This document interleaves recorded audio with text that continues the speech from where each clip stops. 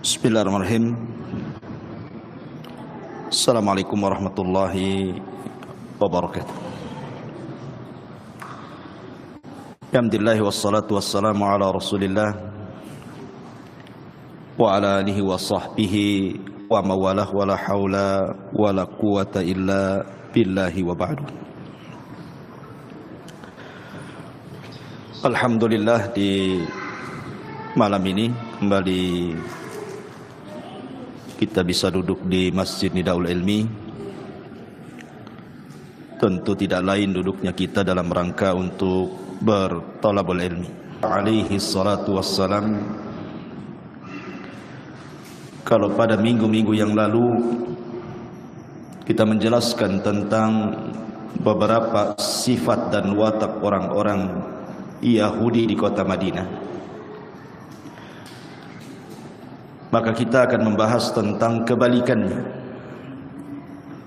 Bagaimana sifat dan akhlak para sahabat Nabi sallallahu alaihi wa ala alihi wasallam.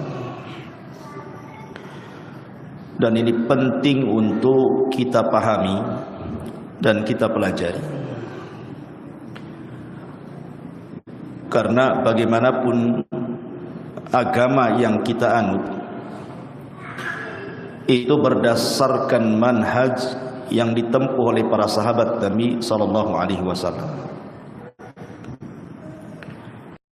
Bagaimana mungkin orang memahami Islam dengan baik kalau perjalanan para sahabat saja tidak tahu? Makanya mengenal sirah mereka ini satu bagian daripada memahami ajaran Islam. Karena Allah Subhanahu wa taala yang mengatakan dalam Al-Qur'an, as-sabiqunal awwalun minal muhajirin wal ansar walladzina tabauhum bi ihsan radhiyallahu anhum wa radu'an. Orang-orang yang mula-mula dan juga awal-awal dalam Islam, siapa mereka? Allah katakan muhajirin dan ansar. Itulah orang-orang mula-mula dalam Islam.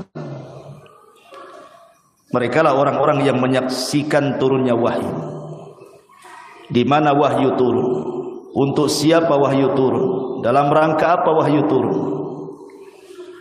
Mereka paham sampai harinya, waktunya, kejadiannya, dan begitu seterusnya. Sementara laisal khabaru kal muayyana. Orang yang mendengar kabar seperti kita itu berbeda dengan orang yang melihat langsung dengan mata. Sahabat itu melihat langsung dengan matanya, sementara kita kan hanya mendapatkan kabar saja. Makanya ada istilah laisal khabaru kal muayyana. Berbeda orang yang mendapatkan kabar dengan orang yang melihat langsung. Sahabat ini melihat langsung Nabi.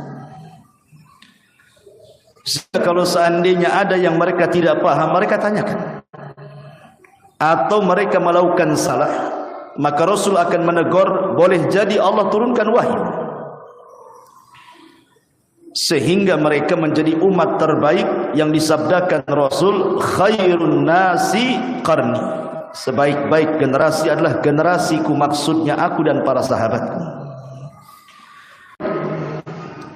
Siapa orang-orang yang begitu mereka? Ya kita-kita ini yang berusaha untuk mengikuti orang-orang muhajirin dan orang-orang ansar.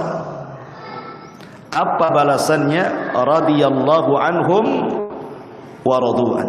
Allah akan berikan keridhaannya kepada mereka yang mengikuti muhajirin dan ansar, dan mereka pun akan redha dengan Allah Subhanahu wa taala. Cukuplah satu ayat ini menjelaskan tentang keutamaan mereka para sahabat dan keutamaan orang-orang yang mengikuti mereka, para sahabat Nabi sallallahu alaihi wasallam. Di dalam surah Al-Hasyr,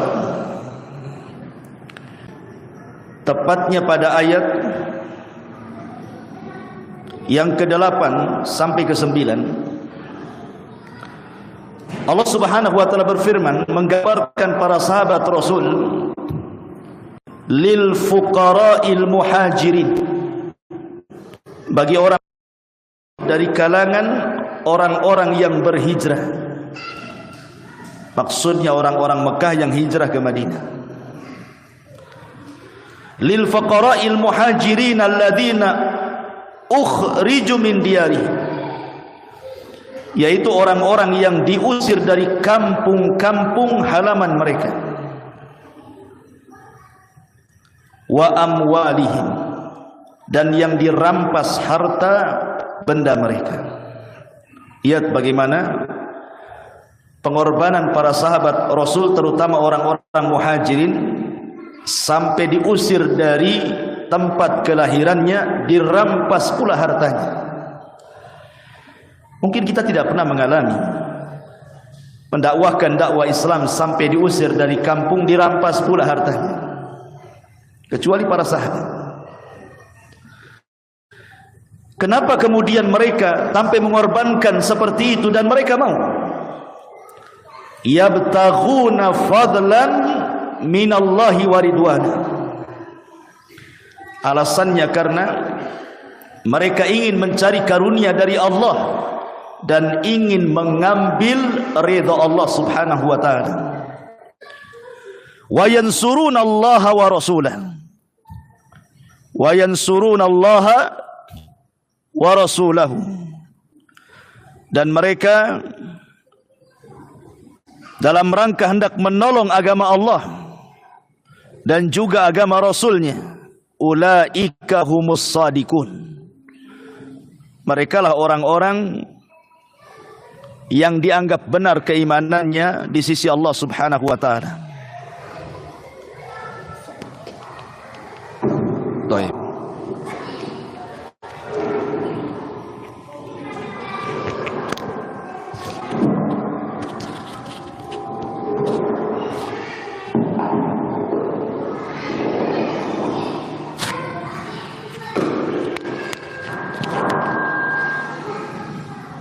Yeah.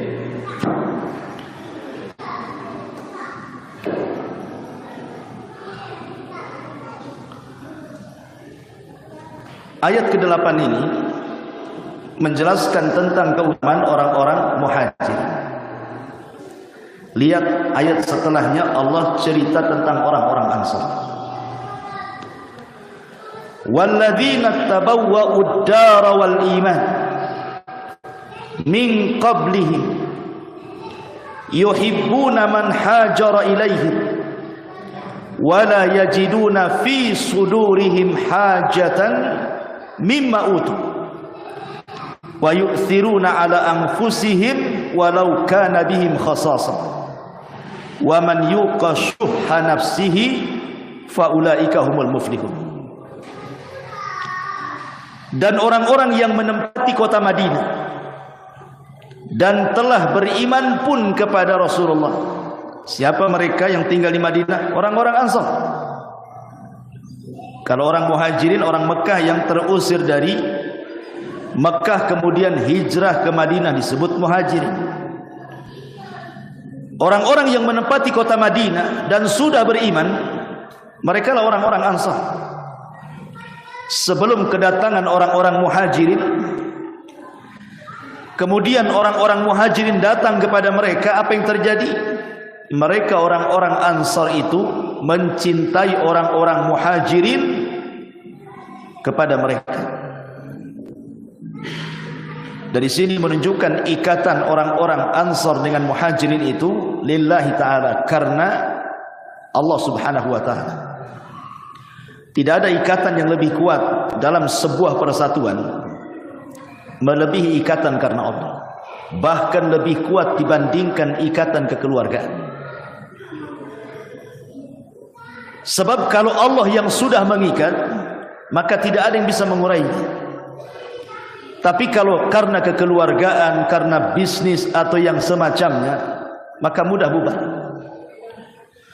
Kemudian Allah mengatakan, dan mereka orang-orang Ansar tidak menaruh keinginan dalam hati mereka terhadap apa yang mereka berikan kepada saudara mereka muhajirin, dan mereka mengutamakan orang-orang muhajirin di atas diri-diri mereka sendiri, sekalipun mereka dalam kondisi kesusahan.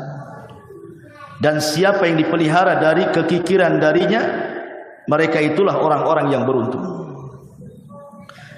Lihat, Allah Subhanahu wa taala hendak mensifatkan di antara sifat para sahabat.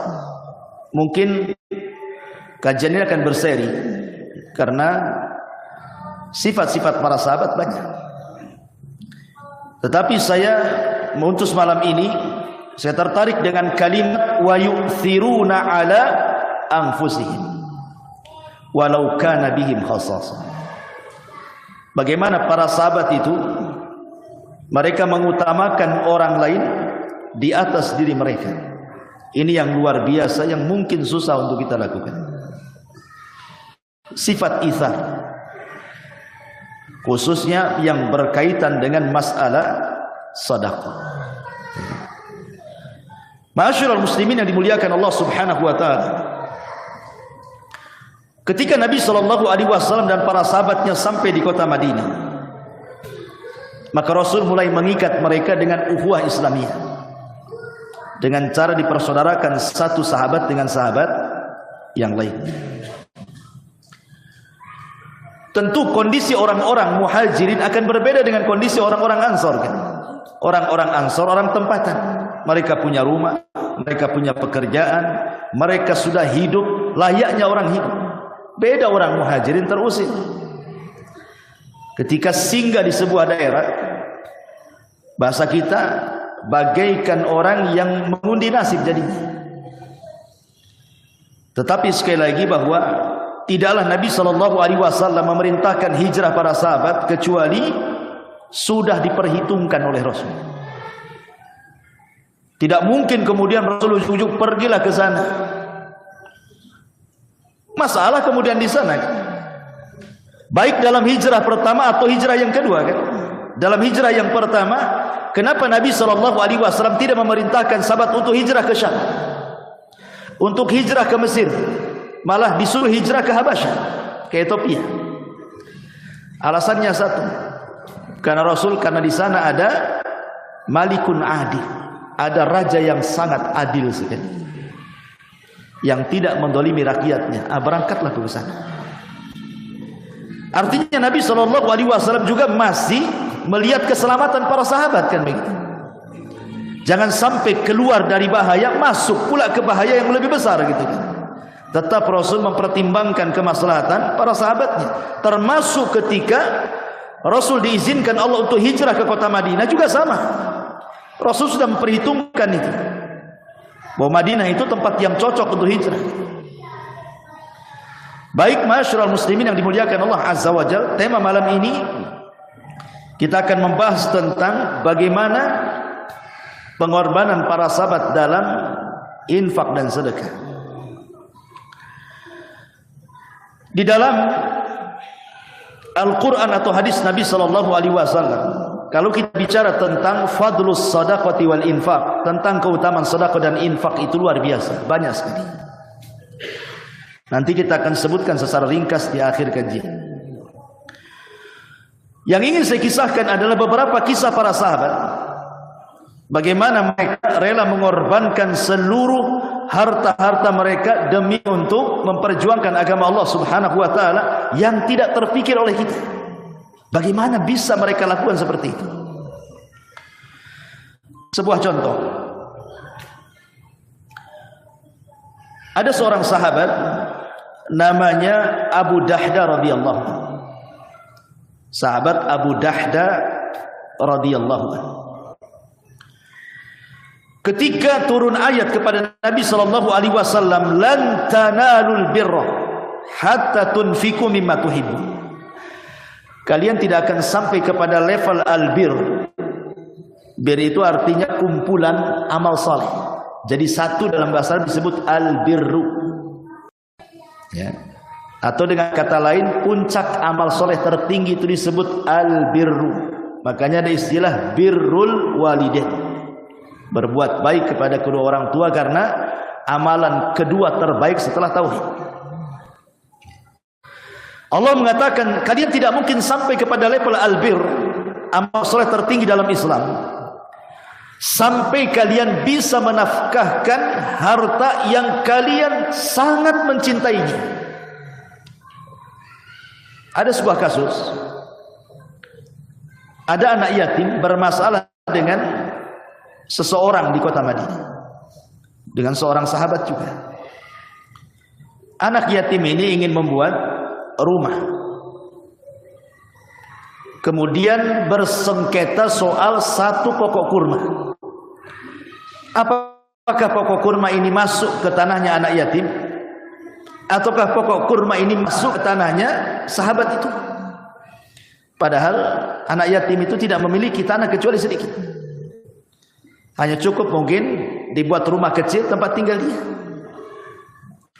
Marahlah yang punya kebun dan mengklaim bahwa ini pokok kurma saya, bukan pokok kurma dia. Sampailah perkaranya di hadapan Nabi. Maka Nabi SAW melihat bahwa yang bersengketa adalah satu anak yatim dan satu orang yang diberikan kecukupan. Kata Nabi SAW, bagaimana kalau seandainya kau infakkan saja yang satu pokok kurma ini yang berada di perbatasan tanah anak yatim ini, aku jamin kau akan mendapatkan satu pokok kurma di surga. Bayangkan ya. Nabi SAW hendak menukar satu pokok kurma dunia dengan satu pokok kurma di surga. Sudah jelas kan? Rupanya di luar perkiraan dia tidak mau. Tidak mau. Tetap dia mau mengambil pokok kurma itu yang tumbuh di situ, karena itu masuk ke lahan dia. Sampailah ke telinga Abu Dahdah. Abu Dahdah radhiyallahu anhu. Akhirnya Abu Dahdah pun mendengar bahwa Nabi SAW mengatakan kepada orang yang mempunyai kebun yang ada satu pokok kurma itu, kalau kau berikan satu pokok kurma itu, aku tukar dengan kurma di surga, kata. Dengar Abu Dahdah. Langsung dia menghayal surga. Datanglah Abu Dahdah ke pemilik kebun itu dan mengatakan, aku punya kebun luas, di dalamnya banyak pohon kurma. Gimana kalau seandainya kutukar kebunku dengan satu pokok kurma ini? Kebun ditukar dengan satu batang kurma. Logikanya di mana? Ya kan? Nggak ada. Ya secara otomatis pemilik kebun pun dia senang saja. Oh kalau itu sebagai tukarannya mau saya. Deal. Jangan or no deal, deal saja. Karena sudah jelas dia dapat kebun lebar yang dikasihkan satu pokok kurma untuk anak yatim. Akhirnya kemudian dia datang kepada Nabi Abu Dahdah ini setelah ada kesepakatan. Dia datang kepada Nabi SAW dan mengatakan, ya Rasulullah, aku sudah membeli pokok kurma untuk anak yatim itu dengan menukar kebun. Apakah aku akan mendapatkan pokok kurma di surga? Kata Rasul, ya, bukan satu pokok kurma sebanyak kurma yang ada di kebunmu, katanya. Pulang dia, datang ke kebunnya. Ummu Dahdah istrinya masih dalam di kebun itu dengan anak-anaknya. Ini Abu Dahdah tidak berani masuk ke kebunnya lagi. Tidak berani masuk. Dia berteriak dari luar kebun itu, ya Ummu Dahdah ukhruji. Hei Ummu Dahdah, keluar, keluar. Keluar dari kebun itu. Laqad anfaqtuha fi sabilillah. Aku sedang mewakafkan tanah kebun kita ini di jalan Allah. Keluar Ummu Dahdah dan anak-anaknya. Subhanallah. Bagaimana mereka punya keyakinan kuat kepada Allah juga. Seperti itu para sahabat punya keyakinan. Kalau kita kan mikir-mikir dulu. Yang lebih takjub lagi, apa jawaban istrinya? Apa kata istrinya? Laqad rabiha bai'u Abi Dahdah, kata istrinya.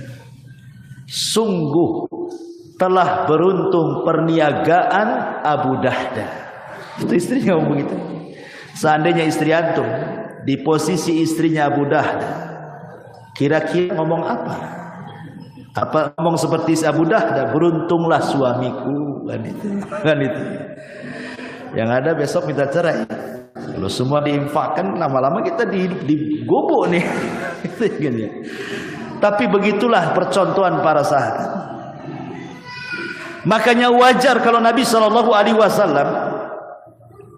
mengibaratkan kepada umatnya, kalaulah antum punya gunung Uhud sebesar gunung Uhud itu emas semuanya, kemudian antum sedekahkan semuanya, itu belum bisa mengimbangi kebaikan para sahabat, walaupun satu mud ataupun separuh mud pun tidak, kata Rasul. Karena mereka bisa melakukan sesuatu yang di luar nalar kita orang sehat. Saking yakinnya kepada Allah, yakinnya kepada sorga, yakinnya kepada nikmat yang disediakan, luar biasa. Ketika Allah Subhanahu wa ta'ala berfirman, wa fis samaa'i rizqukum wa ma tu'adun, dalam surah Asy-Syu'ara, di langit ada rizki kalian dan apa yang Allah janjikan kepada kalian. Begitu bunyi ayatnya. Di langit terdapat rizki kalian dan apa yang dijanjikan kepada kalian. Ada seorang ulama ahli bahasa pada zaman Daulah Abbasiyah, namanya Al-Imam Al-Asma'i rahimahullahu ta'ala. Ulama dunia, ma'ruf Imam Al-Asma'i. Suatu ketika dia berpapasan dengan orang Baduy. Orang Baduy, orang nggak sekolah, orang Baduy. Baduy dulu, kalau Baduy sekarang ya ada yang sekolah. Jadi Al-Asma'i ini berjumpa dengan Arab Baduy ini. Kata Baduy ini, min aina anta, dari mana engkau? Saya dari kabilah Asma. Oh, saya dengar di kabilah Asma itu ada seorang alim namanya Al-Asma'i. Kata Asma'i, itu saya sendiri gitu. Kemudian Arab Baduy ini mengatakan, lalu dari mana dirimu kok tiba-tiba muncul di sini? Dia mengatakan, dari tempat yang dibacakan padanya kalam Allah. Maksudnya dari baru saja dia keluar dari masjid Jami'ul Basra. Dia mengatakan dari tempat yang di situ dibacakan kalamullah, kalam-kalam Allah. Kaget Baduy ini. Wahai Asma'i, adakah kalam Allah yang dibaca manusia? Seolah-olah Arab Baduy ini tidak pernah mendengar Al-Quran, tidak sampai Al-Quran kepadanya. Dia bicara dengan fitrahnya. Adakah kalam Allah yang dibaca manusia, wahai Asma'i? Kata, ya, Al-Quran itulah kalam Allah yang dibaca manusia. Kata Arab Baduy ini mengatakan, kalau begitu, perdengarkan kepadaku kalam Allah itu, biar aku bisa membacanya. Akhirnya Al-Asma'i membacakan surah Az-Zariyat sampai kepada ayat wa fis samaa'i rizqukum wa ma tu'adun, dan di langit ada rizki kalian dan apa yang Allah janjikan kepada kalian. Ketika sampai di ayat ini, kata Arab Baduy ini, hasbuka ya Asma'i, cukup, aku sangat yakin dengan ayat ini. Kemudian dia pun mengambil pedangnya. Kemudian dia sembelih unta yang ditungganginya itu. Disembelihnya, kemudian dipotong-potong dagingnya, kemudian dikuliti dan dibagi-bagikan kepada setiap yang orang lewat.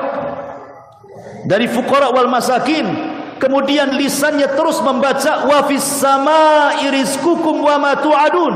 Wa fis samaa'i rizqukum wa ma tu'adun. Di langit ada rizki kalian dan apa yang Allah janjikan kepada kalian. Yakinnya Arab Baduy ini dengan ayat ini, padahal baru dengar sekali itu. Langsung dia sembelih, langsung disedekahkan. Karena dia yakin bahwa akan ada gantinya. Kemudian setelah selesai, daging sudah habis disedekahkan, pedangnya dipatahkan kemudian dikuburkan, pergi dengan membaca wa fis samaa'i rizqukum wa ma tu'adun. Al-Asma'i bingung, baru kenal kok aneh sikapnya. Tapi dia mengatakan, demi Allah, kata Al-Asma'i, laqad qara'tu 30 sanatan. Aku sudah membaca ayat itu 30 tahun lamanya. Selalu ketika membaca ayat surah Ad-Dariyat, lewat pula kalimat wa fis sama'i rizqukum. Sudah 30 tahun aku sering membaca ayat ini. Tapi aku tidak pernah melihat ada orang yang terpengaruh dengan ayat sekali baca kecuali dia, katanya. Aku sendiri loh yang 30 tahun baca, kayaknya gak ada pengaruh tuh. Dia sekali dengar, dipraktekkan pula, kan begitu. Wah, ini luar biasa ya. Keyakinan itulah yang kemudian orang mau menjalankan perintah Allah dan Rasulnya, mau menyisih bagian hartanya karena sebuah keyakinan. Ya. Kenapa kemudian Abu Jahal, Abu Lahab, dan para pembesar di zaman jahiliyah itu susah mereka masuk Islam? Padahal mereka melihat nabinya dari kecil sampai besar, melihat mujizat dengan matanya, melihat firman-firman Allah yang dibacakannya, mendengar hadis-hadis yang penuh dengan hikmah dan kebijakan dari Nabi SAW. Tapi hatinya tetap tidak dapat hidayah. Kenapa, pertanyaannya? Kenapa sekeras itu para pembesar Arab itu, Abu Jahal, CS dan gengnya itu? Karena mereka tidak punya rahmat dalam hatinya. Tidak ada rahmat dalam hatinya. Tidak kasihan dengan orang. Salah satunya adalah sifat bakhil yang dimiliki oleh mereka.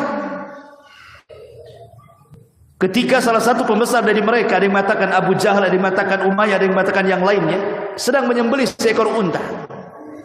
Dan itu dilakukan setiap pekan. Disembelih satu unta hanya untuk makan-makan mereka-mereka saja. Hura-hura saja setiap minggu kumpul Abu Jahal, Abu Lahab dan para pembesar makan-makan.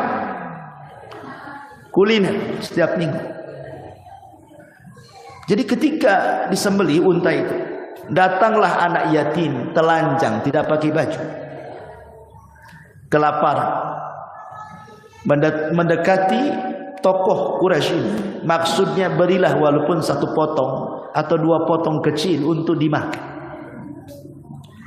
Marah Abu Jahal atau yang lain, diambilnya tongkat, didorong pula anak yatim itu sampai jatuh menangis ketakutan kagari. Apa yang mereka perbuat kepada anak yatim? Walaupun tidak disaksikan manusia, tapi Allah menyaksikan. Bukti Allah menyaksikannya apa? Setelah kejadian ini turun ayat yang menceritakan kejadian itu. Apa ayatnya? Ara'aital ladzi yukadzibu bid-din fadzalikal ladzi yatu'ul yatim. Tidakkah kau lihat, wahai Muhammad, di sekitar ada para pendusta-pendusta agama itu? Siapa mereka? Mereka lah orang-orang yang menghardik anak yatim. Dari sini menunjukkan bahwa salah satu penyebab orang-orang tua Quraisy, para pembesar itu tidak masuk Islam, karena hatinya tidak ada rahmat kepada fuqara wal masakin. Ketika tidak ada rahmat, mengeraslah hatinya. Ketika mengeras hatinya, susah pula hidayah masuk ke dalamnya. Itu yang menjadikan mereka susah dapat hidayah sebenarnya. Makanya ketika Nabi SAW ngobrol dengan Aisyah Ummul Mukminin radhiyallahu anha, datang orang munafik dari kejauhan. Kata Rasul, bi'sal akhul ashir, katanya, seburuk-buruk manusia kepada keluarganya yang mau datang. Tiba-tiba kemudian setelah betul-betul datang kepada Rasulullah, Rasul pula mujamalah, senyum-senyum, ya ramahlah. Aisyah heran, kok tadi ngomong seburuk-buruk orang dia, ketika berhadapan dengan Rasul, Rasul senyum-senyum, baik-baik muka kan gitu, mujamalah dengan dia, pura-pura. Kok seolah-olah kontradiktif dengan sikap Nabi. Dan itu akhlak. Sebenci apapun kita sama orang, jangan ditunjukkan gitu maksudnya. Inilah Rasul menunjukkan seperti itu. Ya. Lah salah satu kisahnya adalah di sini, ketika Nabi SAW datang Hasan Husain tuh, cucunya masih kecil, ditangkap sama Rasul, dicium satu, dicium dua gitu, dipeluknya, disayang-sayang.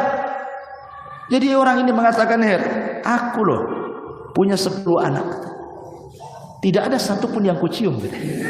Orang ini heran. Rasul, aku punya asyratu aulad, aku punya 10 anak, tidak ada satupun yang kucium katanya. Apa kata Rasulullah? Jangan kau lakukan, nanti Allah cabut perasaan rahmat di hatimu.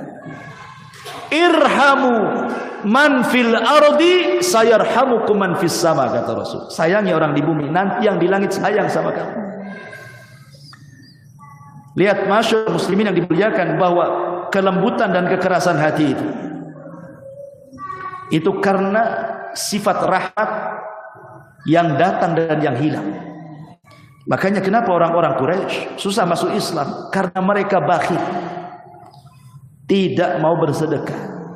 Maka dikeraskan hatinya, hidayah pula masuk, tidak masuk ke hati. Ma'asyiral muslimin yang dimuliakan Allah Azza wa Jalla, kembali kepada cerita.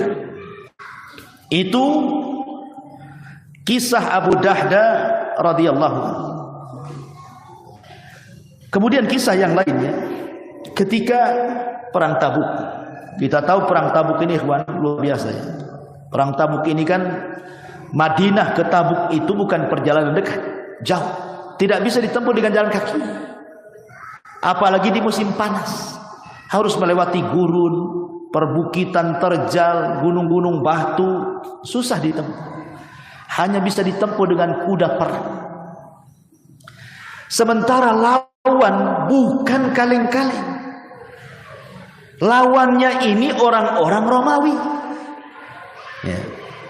Nabi Shallallahu Alaihi Wasallam melawan orang-orang Romawi yang dikenal negara adidaya, kuat persenjataannya, kuat pasukannya, dan menguasai separuh dunia. Sementara Rasul Madinah di peta pun tidak ada, melawan kerajaan besar pula kan begitu. Ini kan luar biasa. Ya, pertempuran yang luar biasa. Tetapi kemenangan itu bukan karena banyaknya jumlah. Kemenangan itu semua atas izin Allah. Kam min fi'atin qalilatin ghalabat fi'atan katsiratan biidznillah. Berapa banyak kelompok kecil mengalahkan kelompok besar. Lihat Talut dengan Jalut, kalah Jalut. Padahal besar-besar pasukannya banyak lagi. Jadi Nabi Shallallahu Alaihi Wasallam wajar manusiawi Rasul itu. Dia pun Nabi tapi juga manusia. Ada sisi kemanusiaannya. Kekhawatiran itu ada. Apalagi dengan banyaknya orang yang daftar perang, tidak memadai dengan persenjataan. Jadi yang daftar perang banyak, kuda pula tak ada, pedang tak ada, mau perang pakai apa? Sementara pasukan lawan kuat kali masalahnya. Mulailah Nabi Shallallahu Alaihi Wasallam mendorong para sahabat untuk sedekah dalam rangka modal perang.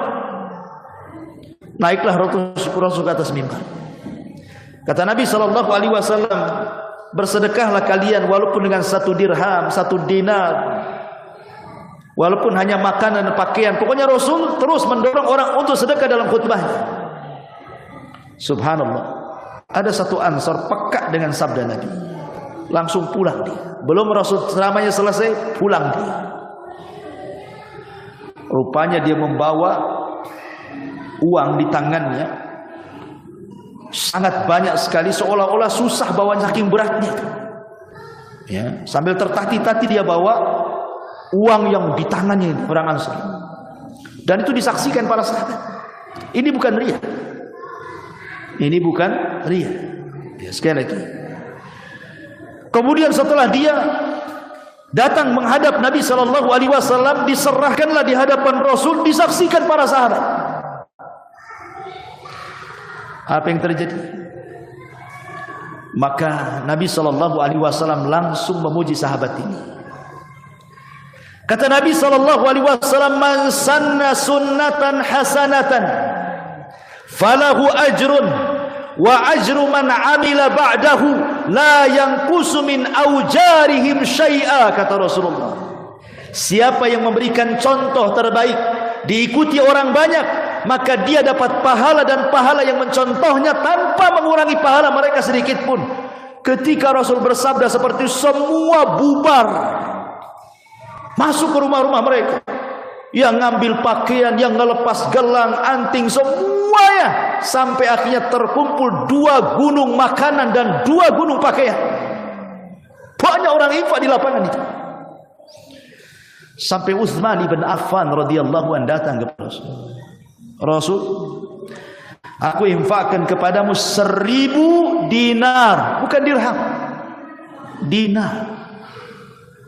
Dinar itu 4 gram emas lebih satunya. Ini 1000. Kalau dibelikan kuda, kata para ulama, 1000 dinar itu bisa dapat 400 ekor kuda. Banyak. Cukup sampai di situ? Tidak. Utsman mendatangkan 100 ekor unta lengkap dengan aktabnya. Perbekalannya ada di situ. Kemudian didatangkan lagi 100 ekor unta yang sama lengkap dengan perlengkapan aktab di atas. Kemudian datangkan lagi 100 lagi ekor unta perbekalannya. Totalnya 300 ekor unta dan 1000 dinar. Apa kata Rasulullah? Ya Utsman, ma dharraka ma amilta ba'da hadzal yaum. Ya Utsman, tidak akan memudaratkan apapun setelah hari ini, seolah-olah apapun yang kau lakukan kau termasuk ahli surga. Apapun yang kau lakukan Utsman setelah hari ini, kau pasti masuk surga. Lihat. Ya. Ada orang di zaman sekarang kayak gini? Nggak ada. Ya. Begitulah para sahabat, wajar menjadi percontohan kan mereka. Datang Umar radhiyallahu anhu, ada niatnya, hari ini akan kukalahkan Abu Bakar gitu. Karena selama ini Umar tidak bisa mengejar kebaikan Abu Bakar, tidak bisa. Ya.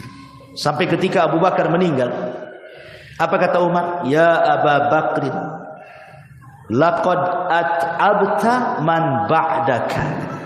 Wahai Abu Bakar, engkau sudah membuat lelah dan letih orang yang menggantikan sepeninggal.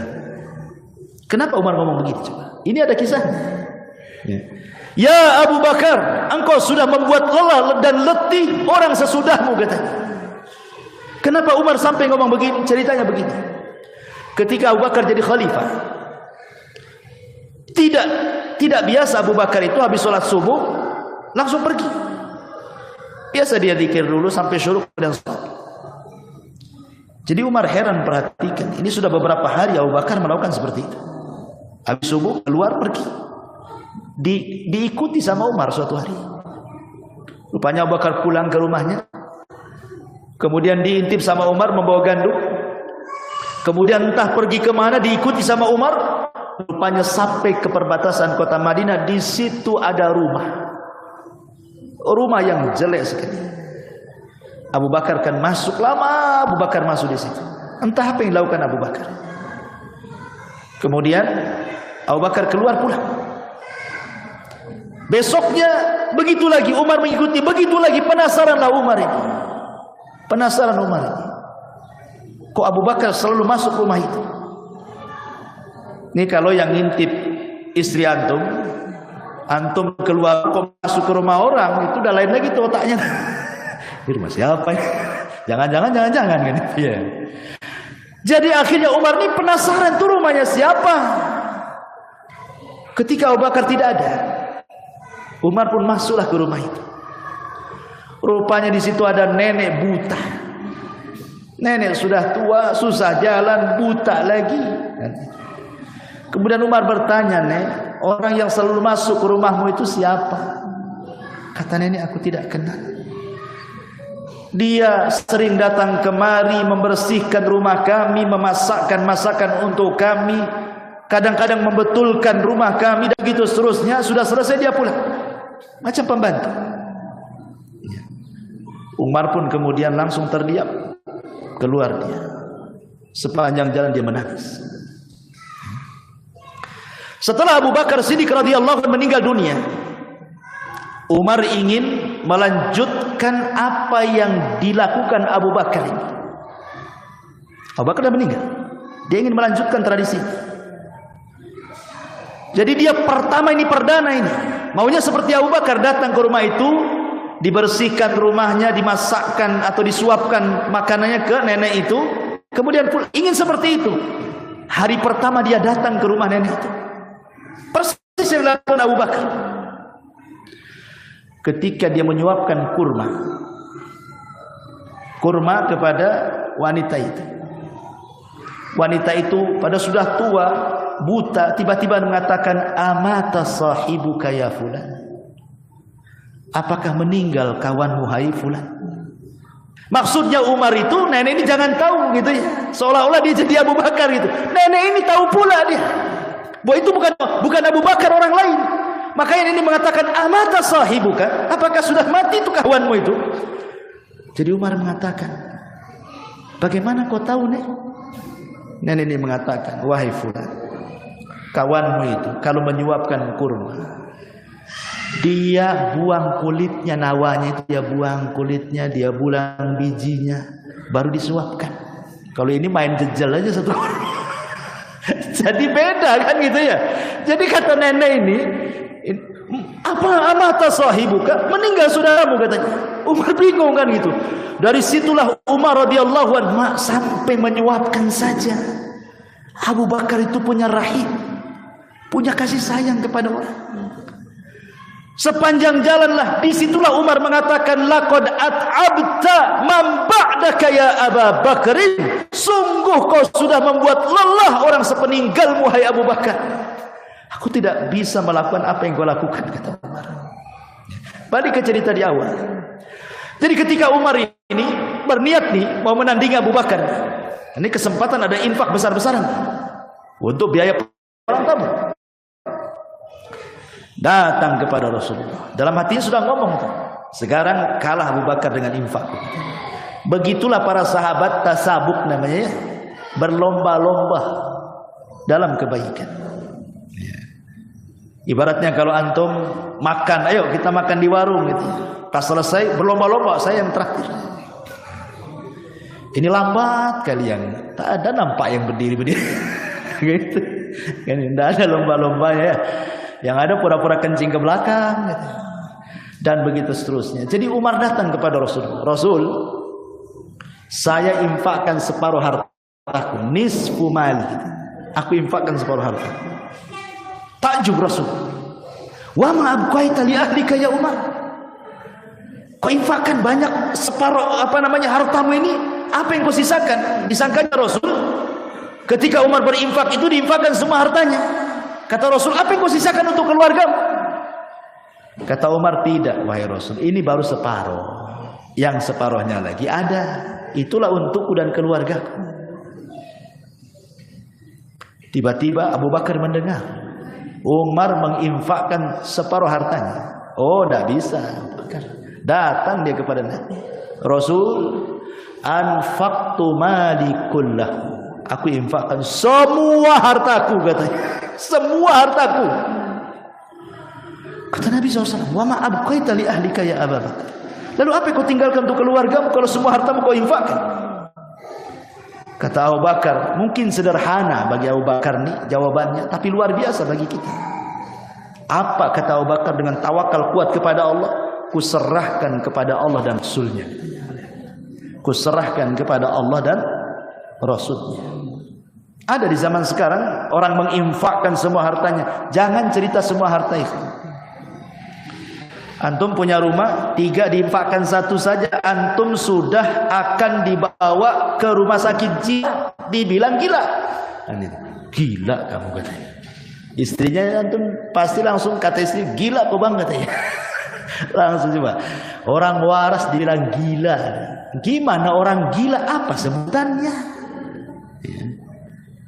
Jadi inilah bagaimana sifat-sifat para sahabat kan. Ini kan di luar akal kita. Bagaimana seorang sahabat bisa menginfakkan semua hartanya? Timbul sebuah pertanyaan fikih. Boleh enggak seseorang itu menginfakkan semua hartanya? Seperti Abu Bakar kalau terjadi di zaman sekarang. Apabila ada orang yang ingin meniru Abu Bakar, saya infakkan semua hartanya. Akhirnya dia jadi gelandang. Akhirnya dia yang tadinya punya rumah ngekos jadinya. Ya karena semua diinfakkan. Yang tadinya nggak punya kebun, ya nggak punya kebun. Dah semuanya. Ulama mengatakan kalau ada dua rincian di sini. Kalau maksudnya menginfakkan semua harta itu dan dia tidak punya skill untuk mencarinya, boleh jadi itu harta warisan, maka haram, tidak boleh. Kenapa demikian? Jangan sampai madaratkan diri sendiri sampai akhirnya menjadi peminta-minta. Nggak boleh kalau tak punya skill itu. Diinfakkan semuanya, nanti akhirnya dia cekcok dengan keluarganya. Nggak boleh. Tapi kalau dia punya skill seperti Abu Bakar, dia punya skill. Walaupun hartanya habis, karena dia punya skill, dia bisa cari lagi. Karena Abu Bakar itu bisnisnya apa tuh? Abu Bakar itu tujaruz zahab. Dia pembisnis emas. Abu Bakar itu. Lihat toko emas itu. Tidak sebesar toko sembako kan? Kalau toko sembako 3 ruko dia sewa. Kalau toko emas itu toko aja, bukan ruko. Tapi lihat hasilnya. Mengalahkan toko sembako yang beruko-ruko.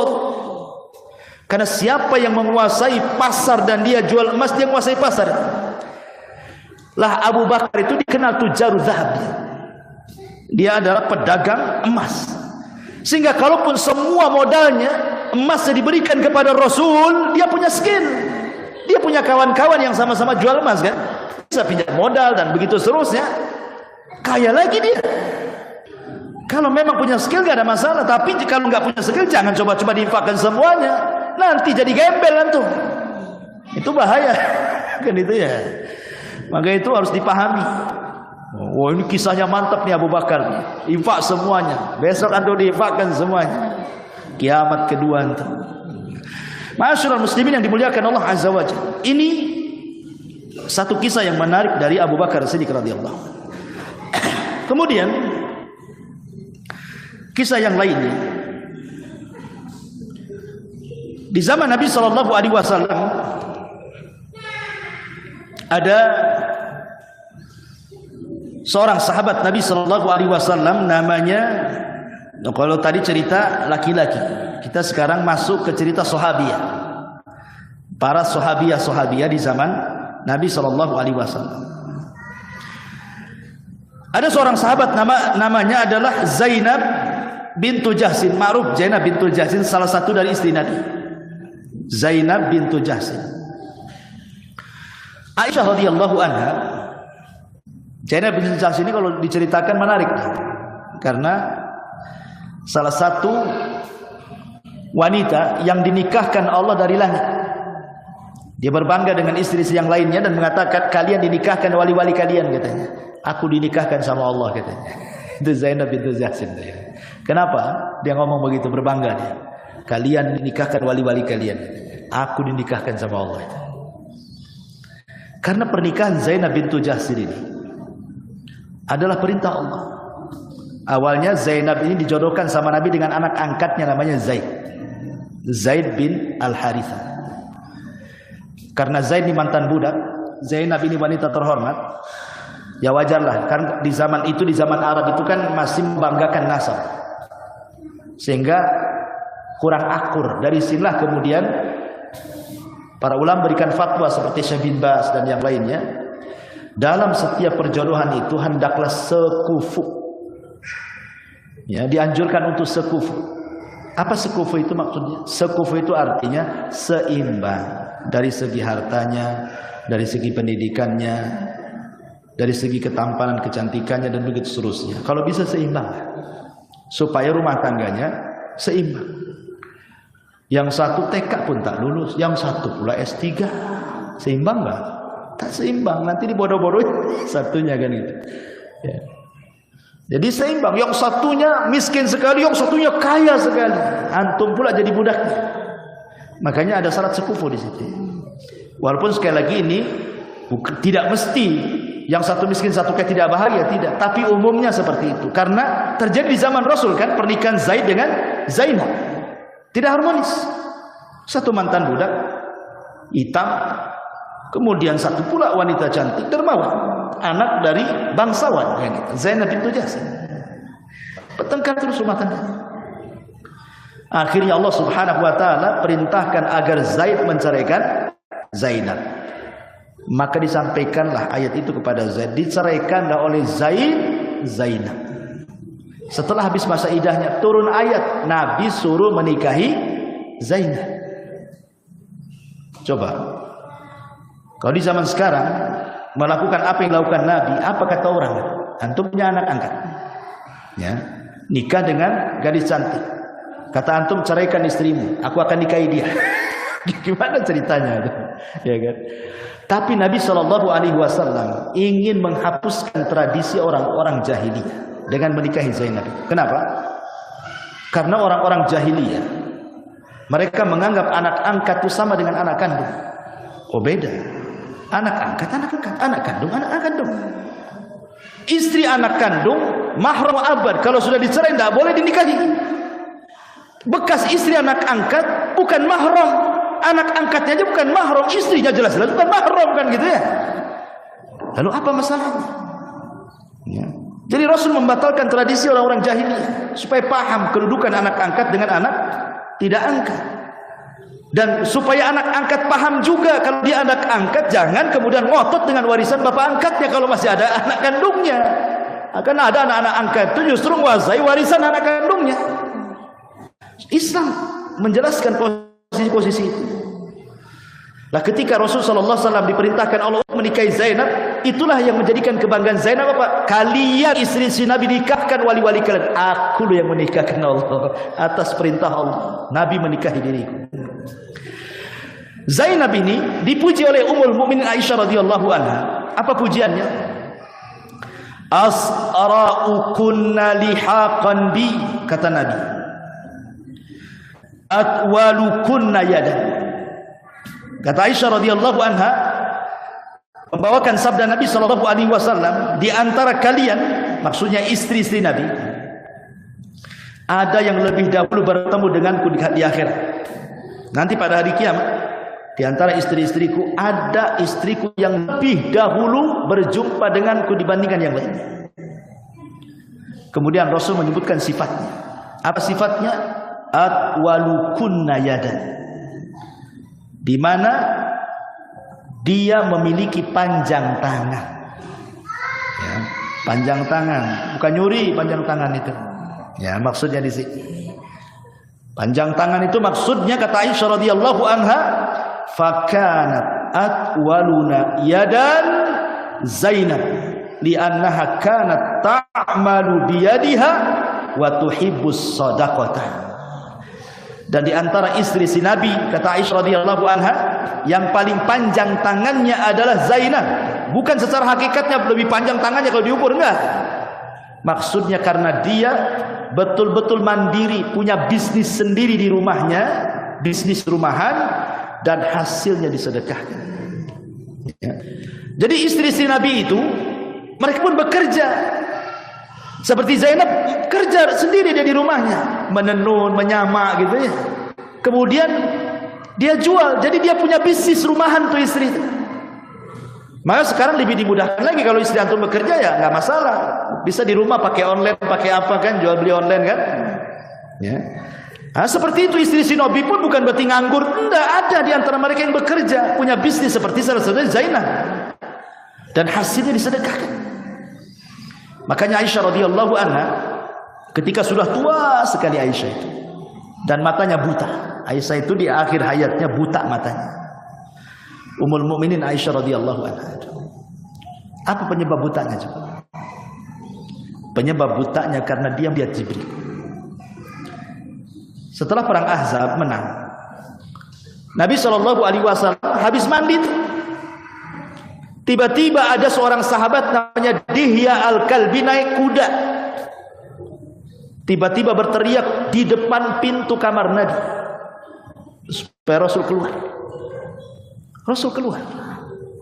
Kata Dihya, "Ya Muhammad, malaikat belum meletakkan pedang dan baju besinya, kau pula sudah letakkan pedang dan baju besi. Pakai lagi baju besi, ambil lagi pedang." Kata Rasulullah, "Bukankah kita sudah menang?" Kata Dihya Al-Kalbi, "Idhabu ila Bani Quraidah, fala tusalliyanna ahadakumul asra illa fi Bani Quraidah." Pergi kau ke Bani Quraidah, jangan berhenti di jalan, kecuali sampai di Bani Quraidah baru kalian boleh sholat asar di situ. Aisyah ini menyaksikan dialog antara Dihya dengan Rasul. Dihya ini sahabat yang paling tampan dari semua sahabat-sahabat Ansor. Kalau dia ke Syam berjualan, wanita-wanita Syam itu kayak melihat Nabi Yusuf, tetegung, saking tampannya Dihya. Ya, luar biasa. Jadi Aisyah datang kepada Rasul, siapa? Kok kenapa Dihya lancang-lancangnya, dia berani-beraninya kepadamu? Kau di bawah, dia di atas kuda memerintahkan sesuatu kepadamu. Kan nggak elok pemandangan seperti itu. Harusnya sahabat yang turun, Nabi yang di atas. Ini terbalik gitu kan. Kata Rasulullah SAW, itu bukan Dihya, itu Jibril. Dia menyerupai Dihya, memerintahkan kepadaku untuk menyerbu Bani Quraidah. Kata Rasul, engkau melihatnya wahai Aisyah? Iya. Dengan kedua mata? Iya. Engkau akan mengalami kebutaan di akhir hayatmu, kata Rasul. Sejak itulah ketika Aisyah tua, buta matanya. Ya. Matanya buta. Aisyah ini orang yang paling luar biasa dalam sedekah. Ketika dia sudah buta matanya, dia meraba-raba isi rumah. Ini apa ini? Dapat. Dia panggil pembantunya, tolong sedekahkan barang ini. Dia tidak tahu barang apa yang diambil. Diraba-raba lagi, nemu lagi barang, tolong ambil sedekahkan. Sampai ketika tidak ada barang dalam rumahnya, dia mengatakan kepada pembantunya, aku sudah tidak bisa lagi meraba barang, tolong carikan sama kamu dan tolong sedekahkan. Kata pembantunya, wahai Ummul Mukminin, sudah tidak ada lagi barang di rumah ini, semua sudah kau sedekahkan, katanya. Dan kenapa kau lakukan seperti ini? Aisyah radhiyallahu anha membacakan ayat wal akhiratu khairun wa abqa. Akhirat jauh lebih kekal dan lebih baik, katanya. Kemudian selang beberapa waktu setelahnya Aisyah meninggal. Meninggal dengan gemar di atas sedekah. Luar biasa ya. Ma'asyiral muslimin yang dimuliakan Allah Subhanahu wa taala, dan banyak lagi kisahnya juga karena juga waktu ini. Kita ambil beberapa poin tentang faedah sedekah saja. Saya baca secara singkat, yang perlu kita berikan catatan, kita berikan catatan. 10 faedah sedekah di dunia dan 5 faedah sedekah di akhirat. Yang pertama di dunia, yadfa'ullahu biha anwa'an minal bala. Sedekah ini bisa menghindarkan dari banyak mara bahaya. Kata Nabi sallallahu alaihi wasallam, sana'iul ma'ruf taki masari'us su. Kebaikan apapun, baik itu sedekah atau yang lainnya, itu bisa mencegah keburukan menimpa dia. Termasuk juga bisa mencegah kematian su'ul khatimah. Kalau orang suka sedekah, itu bisa tercegah dari su'ul khatimah. Kemudian yang kedua, min asbabi barakatil mal. Menjadikan sebab harta yang kita miliki ini berkah. Tentu yang dimaksud sedekah infak di sini bukan zakat maksudnya. Kalau zakat itu sudah jelas. Ketika sampai haul, ketika sampai nisab, berarti 2,5%, baik antum zakatkan atau tidak dizakatkan, itu bukan harta antum. Bukan harta antum. Itu kalau zakat. Ya. Jadi saya ulangi, kalau zakat itu hukumnya, kalau sudah sampai setahun, haulnya sudah sampai, nisabnya sudah jelas, 85 gram emas, bukan seharga itu, kemudian dikeluarkan 2,5%. 2,5% ini bukan harta antum lagi. Baik antum keluarkan zakatnya, baik antum tidak keluarkan zakatnya, itu bukan harta antum. Kalau antum makan, berarti makan harta orang. Itu kalau zakat. Yang kita sedang bahas bukan soal zakat, ini soal infak karena kerelaan. Ya, kalau ini kan kewajiban zakatnya, jelas lah, nggak usah dibahas. Jadi yang kita bicarakan ini fadilah-fadilah sedekah. Kita memberi karena kerelaan, gitu maksudnya. Kemudian yang kedua tadi, min asbabi barakatil mal. Sebab berkahnya sebuah harta. Berkahnya sebuah harta itu karena sedekah. Saya teringat ma'asyiral muslimin dengan satu kisah. Di zaman Nabi Musa alaihi salam, Nabi Musa alaihi salatu wassalam, ketika dia berjalan dengan Khidir kan, ingat ceritanya ketika dia masuk ke dalam perkampungan dan semuanya bakhil tidak mau menjamu tamu. Akhirnya sebelum keluar ada rumah yang roboh. Kemudian kata Khidir, wahai Musa, kita benerilah rumah roboh ini, kasihan dia mau roboh. Kata Musa, ngapain kita bener rumah roboh? Bagus, jelas ada penghuninya saja kita perbaiki, dapat upah, bisa beli makan. Ini rumah roboh, siapa penghuninya nggak jelas. Sudah, jangan tanya katanya. Kau mau belajar kepadaku atau enggak katanya. Akhirnya belajar, diperbaiki sampai jadi, kemudian pergi. Nggak dapat upah, nggak tahu siapa pemiliknya.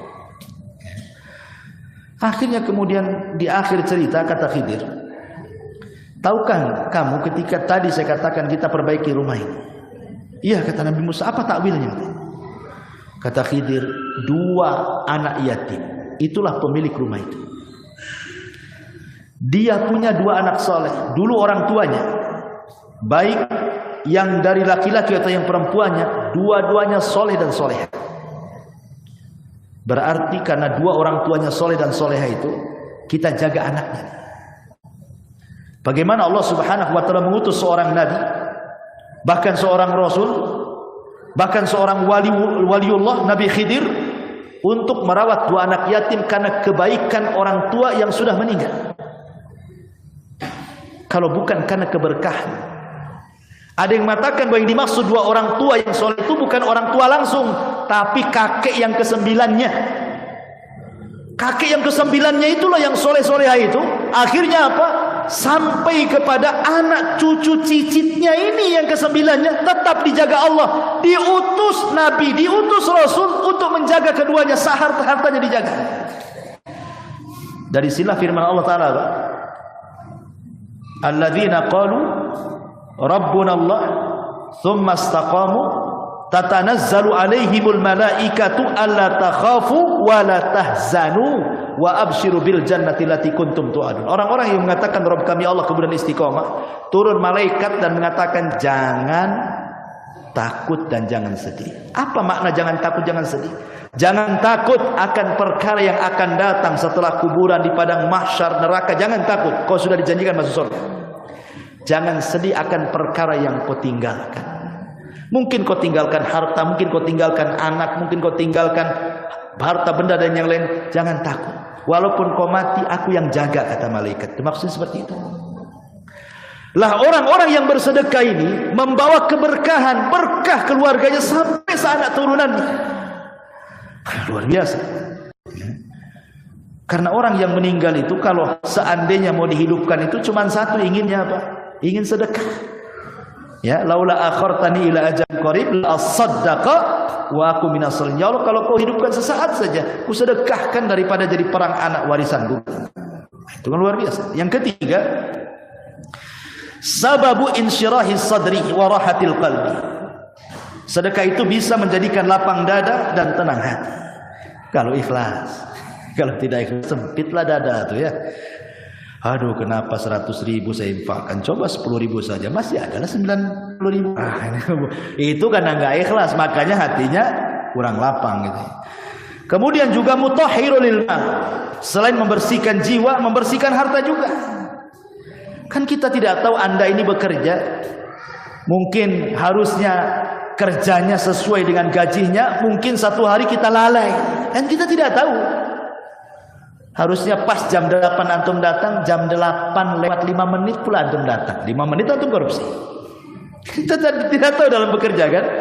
Nggak tahu, atau mungkin ketika kerja lalai, harusnya antum rajin, ngantuk pula gara-gara nobar. Apa nobar tuh?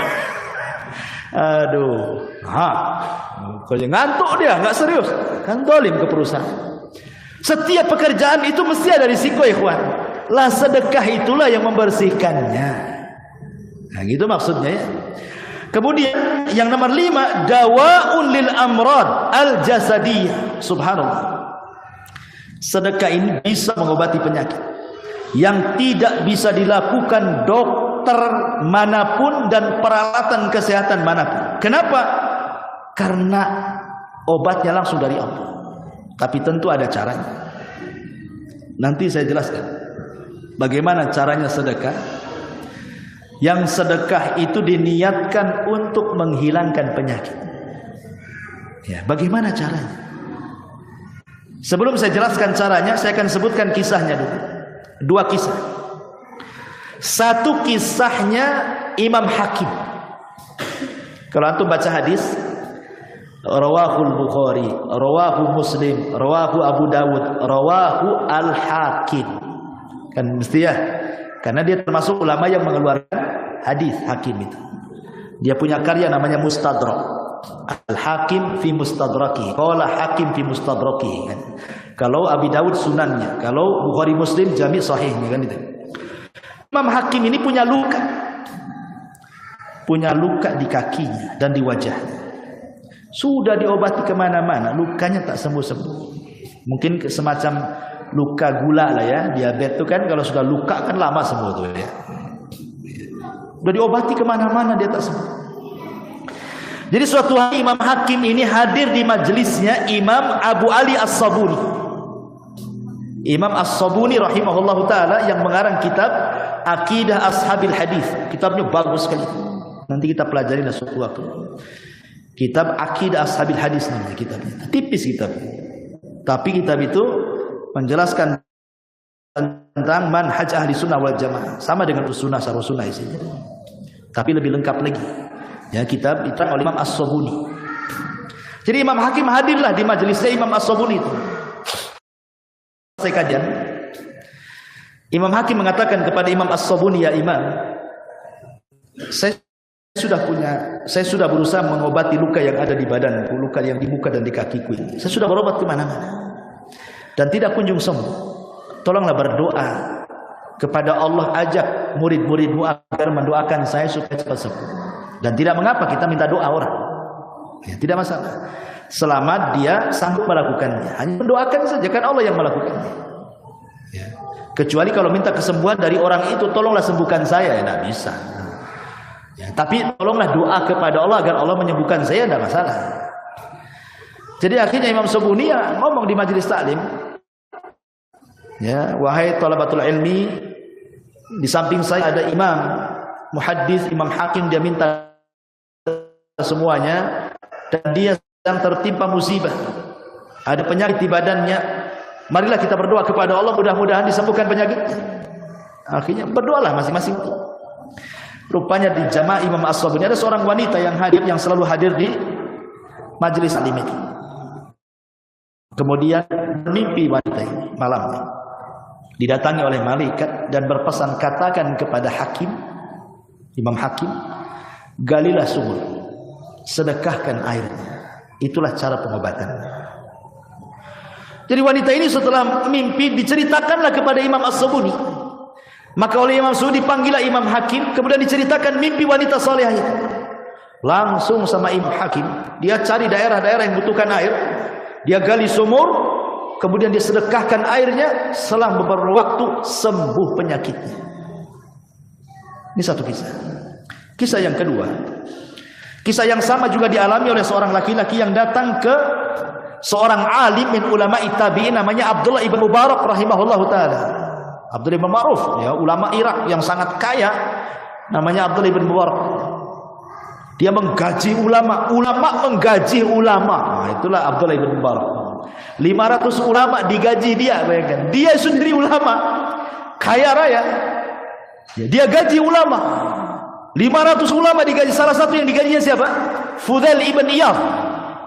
Seorang alimul abid, zahidud dunia.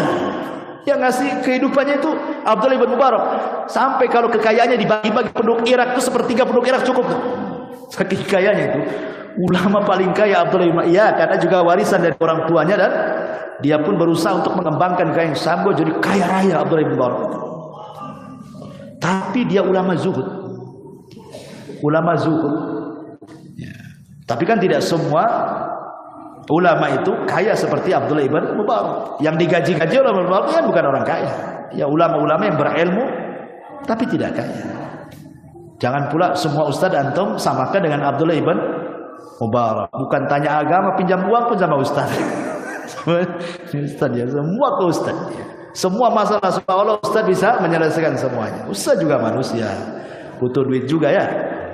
Ma'asyiral muslimin yang dimuliakan Allah Azza wa Jalla. Intinya bahwa datang orang ini kepada Mubarak dan dia mengatakan, ya Abdul Mubarak, aku sudah sakit lama bertahun. Obat ke sana ke sini enggak pernah sembuh juga. Apa sarannya? Persis seperti sarannya As-Sabuni kepada Imam Hakim. Kau cari tempat yang membutuhkan air, kau sumbang air di situ. Jadi kalau masjid lagi butuh air untuk wudu, ya kan? Pesantren, yayasan anak yatim dan yang lainnya membutuhkan air, atau sekarang ini banyak gempa di mana-mana, banyak bencana alam, air bersih hilang dan begitu seterusnya sehingga perlu dipasok air bersih kan? Ini kesempatan.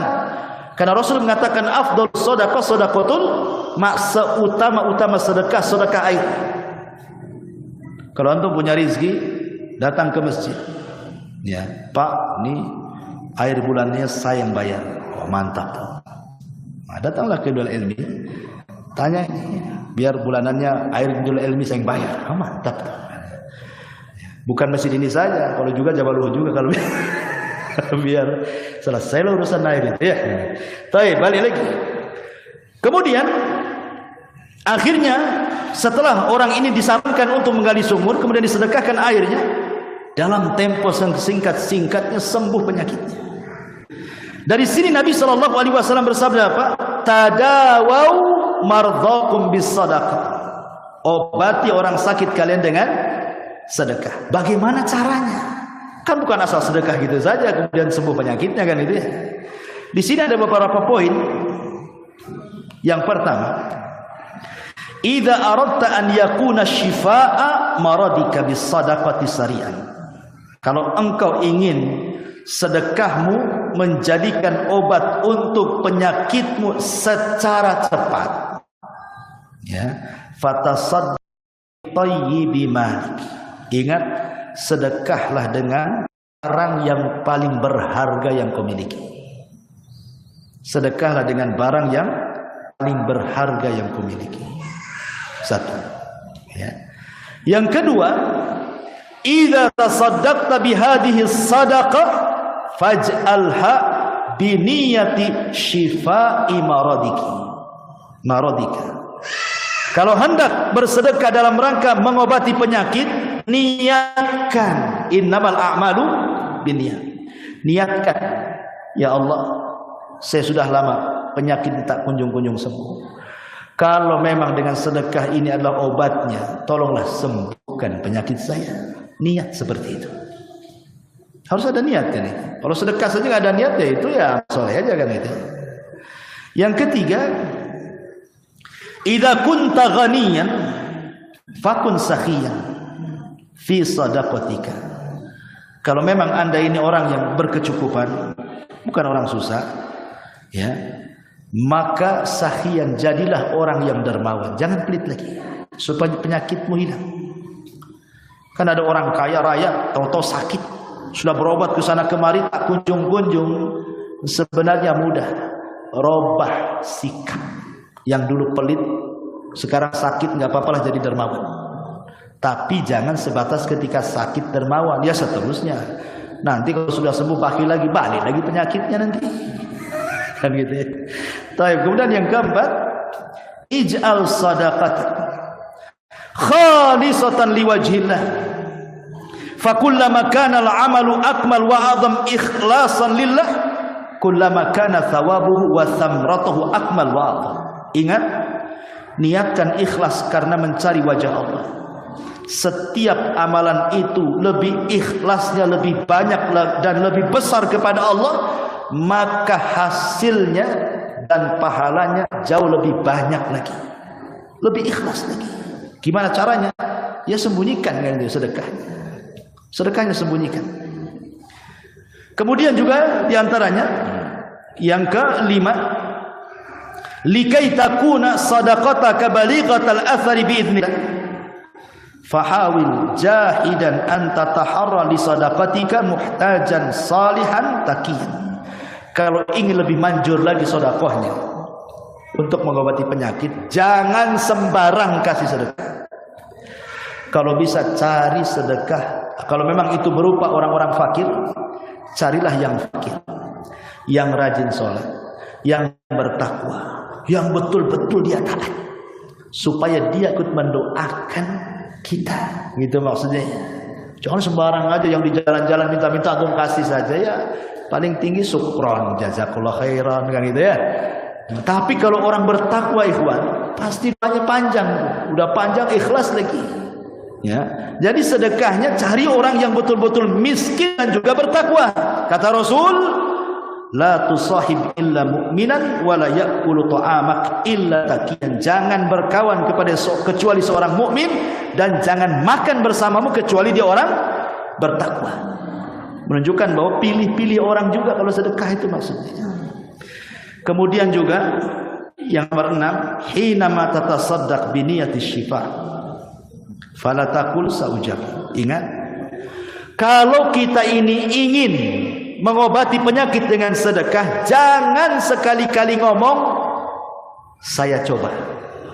Jangan.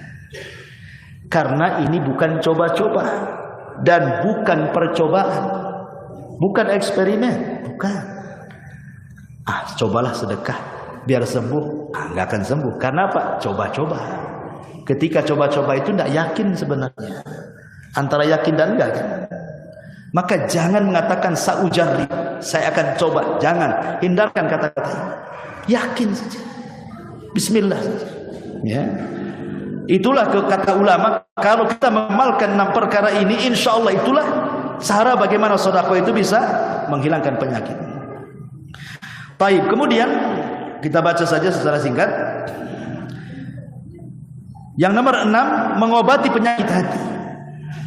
Kemudian yang nomor 7, amanun minal khauf, bisa mengamankan dari rasa takut. Kemudian yang nomor 8, mengantarkan seorang hamba kepada albir, amalan tertinggi dalam Islam. Kemudian yang nomor 9, dapat doa malaikat, karena setiap hari malaikat turun dan berdoa, ya Allah, berikan kepada orang yang berinfak tambahan harta, kan itu. Setiap hari doakan malaikat. Kemudian juga yang nomor 10, yadhab kullu malikin, yadhabu kullu malaka wa yabqa ma tasaddaqta bi. Yadhabu kullu malak wa yabqa ma tasaddaqta bi. Akan hilang setiap hartamu, kullu malika wa yabqa ma tasaddaqta bihi, dan akan tetap apa yang disedekahkan. Artinya bahwa sebenarnya harta kita itu apa yang kita sedekahkan. Apapun yang kita makan, yang kita simpan, yang kita pakai, yang kita investasi, itu bukan harta. Gitu maksudnya. Harta yang sesungguhnya itulah yang disedekahkan, itu yang dibawa mati. Yang lainnya itu jadi rebutan ahli waris. Ya kan?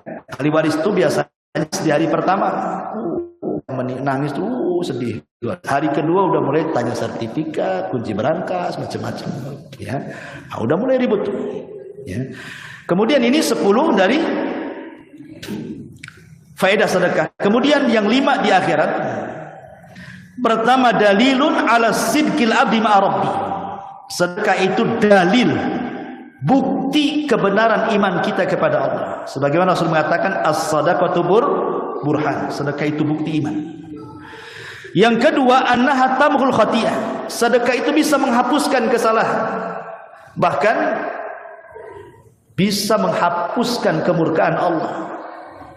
Shadaqatus sir tudfi'u ghadab Rabb. Sedekah yang sembunyi-sembunyi itu bisa memadamkan murkanya Allah. Bagaimana Allah bisa sayang sekejap setelah dia murka? Ini kan luar biasa.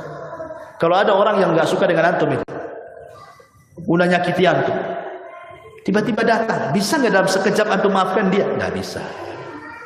Kadang-kadang mulutnya saja, usami ya saya maafkan, dalam hatinya dongkolnya naudzubillah, tingkat dewa. Ya. Kadang-kadang seperti itu.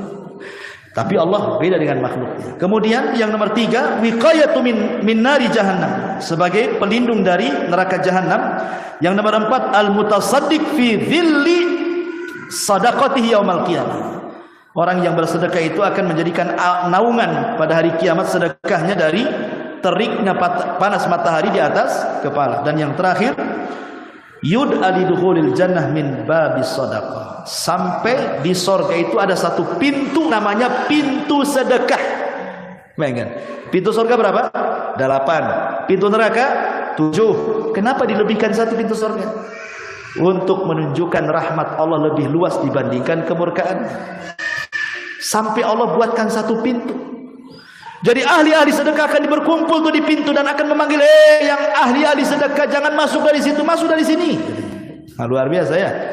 Itulah di antara 15 faedah sedekah. Masih banyak lagi sebenarnya kan juga waktu. Baik, mungkin sampai